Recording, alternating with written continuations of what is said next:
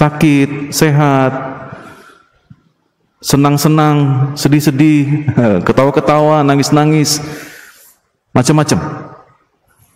Berdamai, bertengkar, ya. Dan kesemuanya itu membawa kita terus menghadap Tuhan. Sebagai orang-orang yang percaya kepada Tuhan, ya, tugas kita adalah selalu dekat dengan Tuhan, bertemu dengan Tuhan, berdoa kepada Tuhan. Cuma itu yang bisa kita lakukan. Bapak Ibu berduka, Tuhan kasih penghiburan. Bapak Ibu sakit, Tuhan kasih kesembuhan. Ya. Bapak Ibu bersedih, Tuhan berikan sukacita. Bapak Ibu berkeluh kesah, Tuhan kasih kedamaian.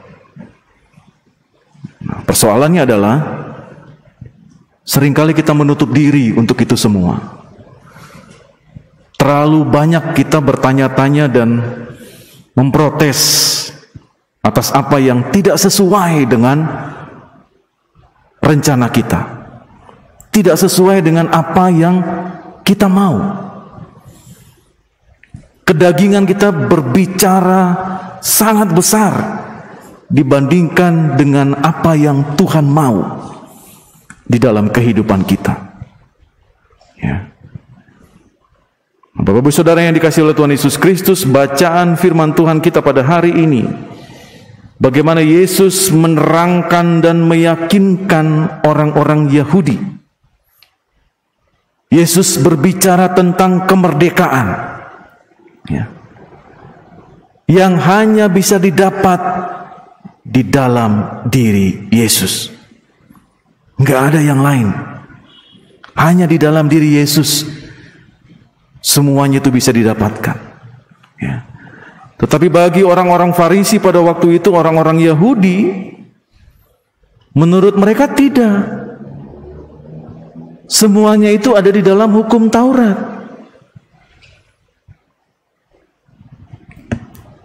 Ya, kalau Bapak Ibu baca di pasal ini dan di pasal sebelumnya, latar belakang renungan kita ini adalah berbicara tentang wanita yang berzina. Mereka bawa kepada Yesus, "Hei Yesus, menurut hukum Taurat, kalau ada wanita yang berzina harus dilempari batu." Ya.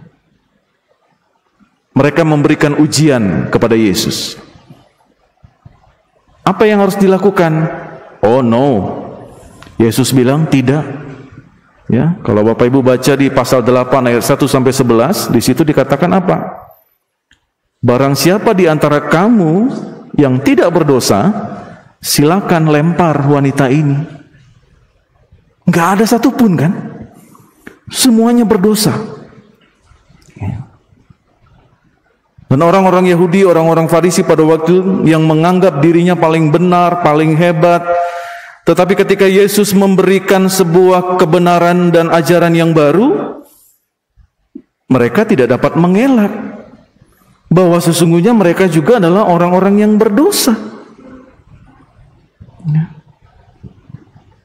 Di dalam dirinya penuh kepalsuan, hidup dalam kebohongan. Mereka ingin membunuh Yesus. Ya. Nah, di sini terlihat Bapak Ibu Saudara, pengajaran Yesus tadi membuat orang-orang Farisi ini menyadari bahwa ternyata pemahaman mereka salah. Sadar mereka salah. Tetapi mereka tetap tidak mau mengakui Yesus. Ya. Nah, ini persoalan ini Bapak Ibu Saudara. Kita lihat situasinya semakin panas. Yesus menegur mereka dan terus meyakinkan bahwa keselamatan itu hanya bisa didapat kalau kalian semua percaya akan Aku.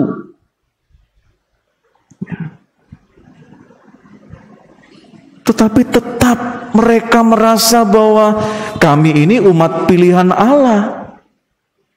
Kami keturunan Abraham. Kami sudah disunat. Ya. Tetapi dikatakan dengan jelas Bapak Ibu, yang kita baca tadi ya, pasal 8 ayat 39b sampai 41a, jelas dikatakan Yesus, kalau kamu keturunan kalau kamu keturunan Abraham, maka kamu akan mengerjakan pekerjaan yang dikerjakan Abraham. Tetapi apa yang kamu kerjakan adalah mau membunuh Aku.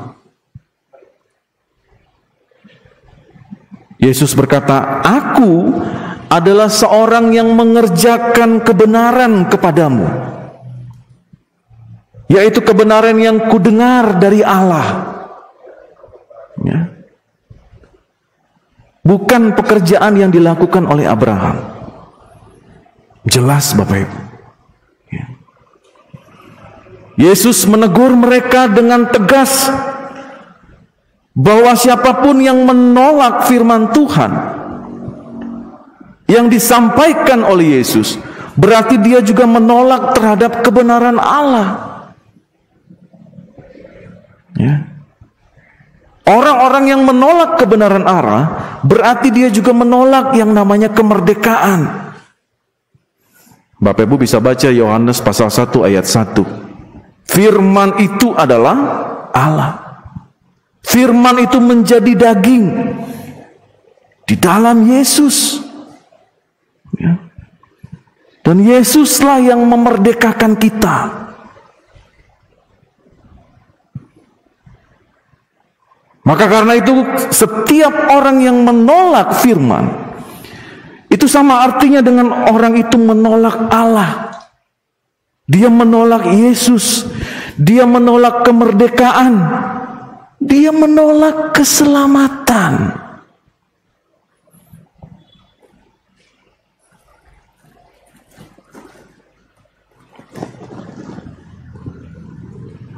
Bapak-Ibu Saudara, sering kita mendengar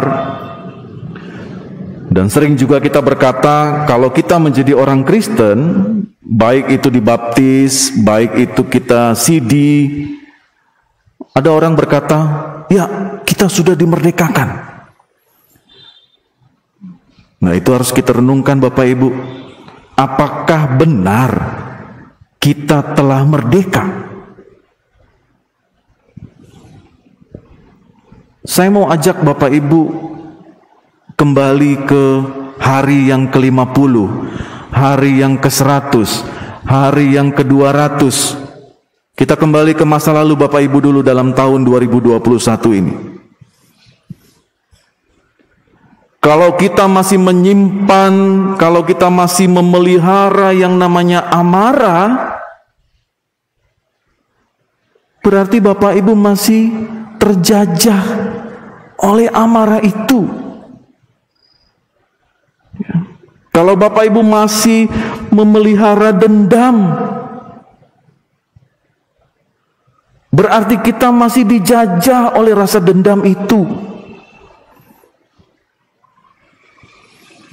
Ya.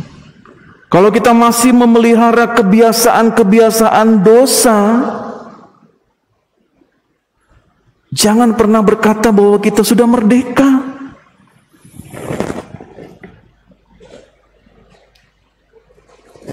Berarti kita masih dibelenggu oleh dosa itu. Kalau kita masih merasa bahwa kita masih cinta uang, lalu hati kita terikat dan menjadi hamba uang, terus kita cari uang, gak pernah ada habis-habisnya, gak pernah mengucap syukur sama Tuhan. Hati-hati, kita belum dibebaskan. Ya. Dan terlebih penting Bapak Ibu Saudara, masih ada orang yang suka menyalahkan masa lalunya. Ya. Maka orang-orang itu adalah orang yang terjajah dengan ketidakmauannya menerima kenyataan.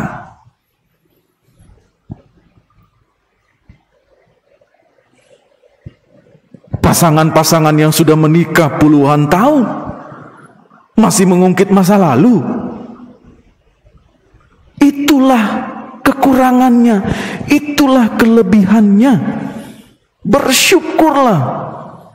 Ya. Punya menantu, punya besan, punya orang tua, punya anak, punya cucu. Ya.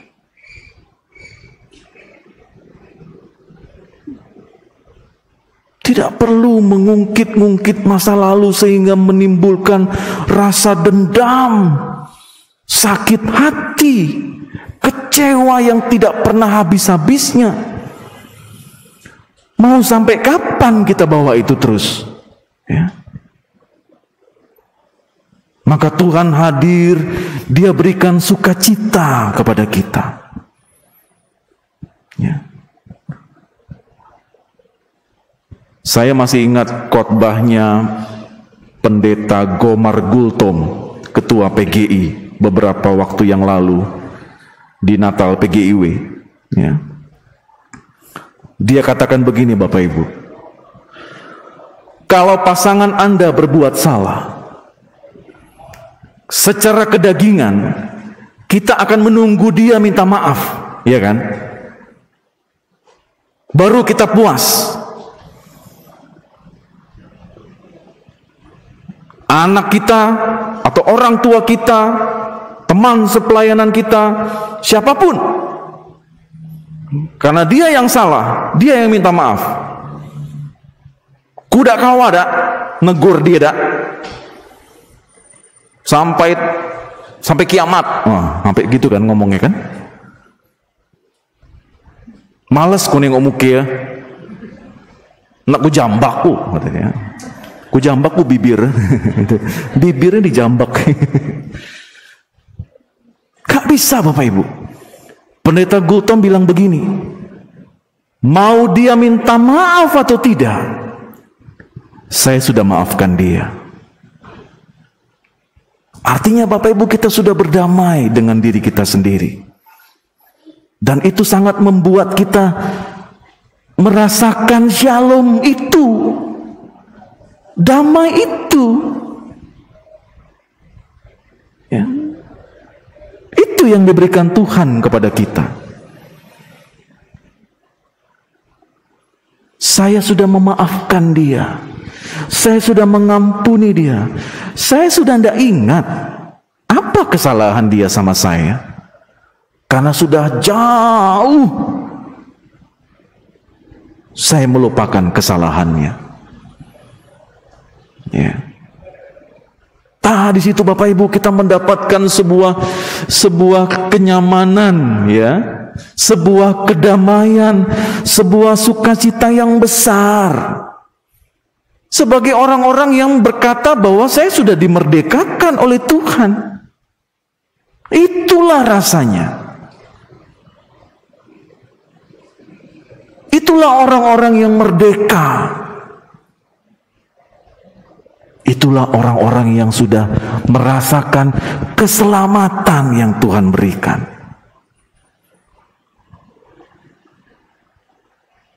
Susah Pak Pendeta. Dia itu asal ngomong judes bener lah. Tidak pakai mikir kalau ngomong. Ya. Bisa kok Bapak Ibu, bisa kok dia berubah. Doakan terus dia.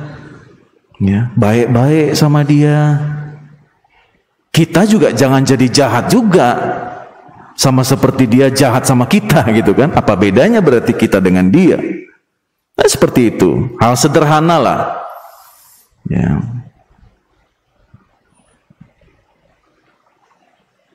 Beri waktu Kasih waktu untuk kita berdoa di pagi hari, berdoa di malam hari, ya. Kadang-kadang kalau orang yang punya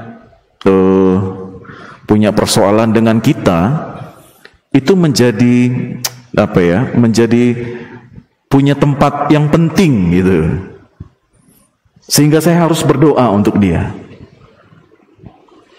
Tuhan kasih dia kesehatan. Tuhan berikan dia hikmat. Ya, sesuatu yang baik-baik dong. Kalau berdoa dengan orang lain kan harus baik-baik kan. Ya. Ini seperti itu.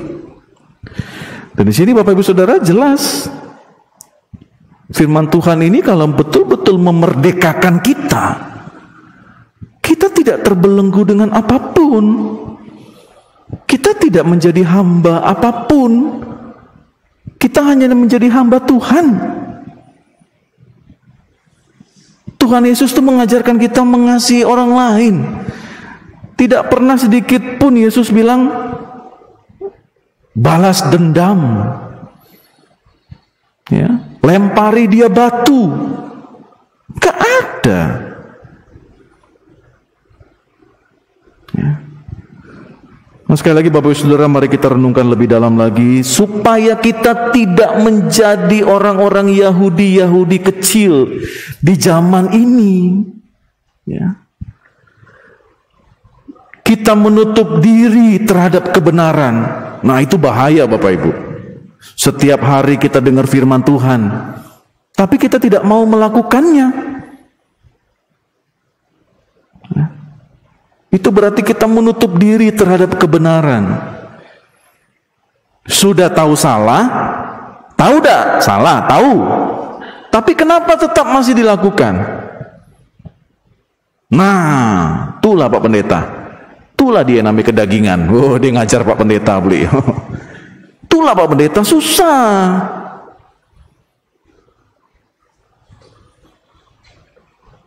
Tahu merokok itu bikin badan tidak sehat? Tahu Pak Pendeta. Tapi kenapa masih merokok? Enak. Ya, ada Pak Dokter tuh. Ayo, oma opa. Udah cek tensi belum? Ayo. Seminggu nih makan apa? Lah tidak jelas lagi Pak Pendeta. Untung sunyuk mahal. Untung babi mahal, jadi tidak terlalu banyak kita makan babi yuk. Agi adalah untung. Tapi kami makan yang manis-manis terus Pak Pendeta. Makanya ibu-ibu sore-sore ini kok manis-manis gitu saya lihat ya. Walaupun tertutup masker. Lah dibilang makanan itu tidak sehat. Kenapa masih dimakan? Enak. Sudah dibilang itu adalah perbuatan dosa. Tahu kalau salah? Tahu. Kenapa masih dilakukan? Enak. Kan gitu kan? Ya. Kedagingan kita membuat kita sendiri yang terbelenggu akan dosa-dosa yang kita lakukan, seringkali melukai hati Tuhan. Bapak Ibu Saudara yang dikasihi oleh Tuhan Yesus Kristus, kemerdekaan Kristen itu bukanlah kebebasan yang sebebas-bebasnya tanpa ada batasan. No, bukan seperti itu. Ya. Tetapi kemerdekaan Kristen itu, saya mau gambarkan secara sederhana saja. Kemerdekaan Kristen itu seperti gerbong kereta api. Dia selalu berjalan di atas rel kereta api. Pada saat kita tidak mau lagi berjalan di atas rel, maka kita akan tergelincir. Gerbong itu akan terbalik dan kita tidak bisa melanjutkan perjalanan. Kebebasan Kristen itu sama seperti seekor ikan yang hidup di dalam air, lalu tiba-tiba keluar dari air, dia kekurangan oksigen, dia lemas, lalu dia mati. Itu ilustrasi sederhana, Bapak Ibu. Ya. Dan saya mau katakan bahwa kemerdekaan Kristen itu adalah kebebasan kita berekspresi, melakukan kasih dengan sebuah landasan kasih dari Kristus. Ya. Sehingga kita orang-orang percaya yang sudah diselamatkan, yang sudah dibebaskan ini selalu mengingat, selalu menghargai kemerdekaan yang sudah dikumandangkan Yesus melalui kelahiran, melalui penderitaan, melalui kematian, melalui kebangkitannya. Ya. Harus lengkap, Bapak Ibu. Kalau kita merayakan hari kelahiran dengan sebegitu meriahnya, sebegitu meriahnya juga pada saat kita merasakan bagaimana Yesus mati. Ya. Menebus dosa-dosa kita. Harus satu paket itu, Bapak Ibu.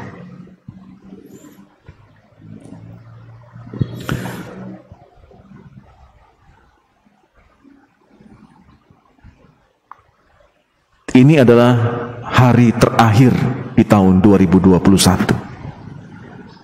Firman Tuhan ini mau mengajak kita, opa, oma, opung, Bapak Ibu Saudara, entah Bapak Ibu sebagai seorang suami, sebagai seorang istri, sebagai seorang orang tua, kakak, adik, teman sepelayanan, bawahan, atasan, siapapun. Firman Tuhan ini mau mengajak kepada kita untuk mari berdiri teguh. Ya. Kita harus menjadi pemenang-pemenang. Tidak mau diperbudak lagi oleh dosa. Jangan lagi mengulangi kesalahan-kesalahan yang sama.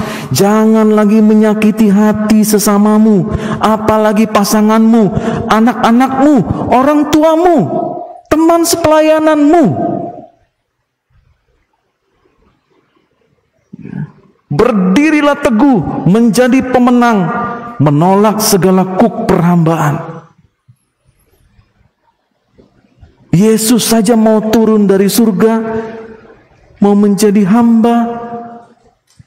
Untuk apa? Untuk memperdamaikan kita dengan Allah karena keberdosaan kita. Jelas itu, Bapak Ibu. Maka jangan sesekali lagi kita menjadi hamba-hamba dosa. Karena kita sudah dibebaskan oleh Kristus. Kita sudah diangkat menjadi anak-anak Tuhan. Ya. Yang berhak tinggal di rumah Bapa. Menjadi ahli-ahli waris di kerajaan Allah. Dan itu harus kita syukuri, Bapak Ibu Saudara. Selamat menyongsong tahun baru, tahun 2022. Tinggal beberapa jam lagi, ya. Hiduplah terus di dalam kemerdekaan yang Tuhan sudah berikan kepada kita. Bapak Ibu harus alami, Bapak Ibu harus jalani sesuai dengan firman Tuhan yang hidup. Amin. Tuhan Yesus memberkati.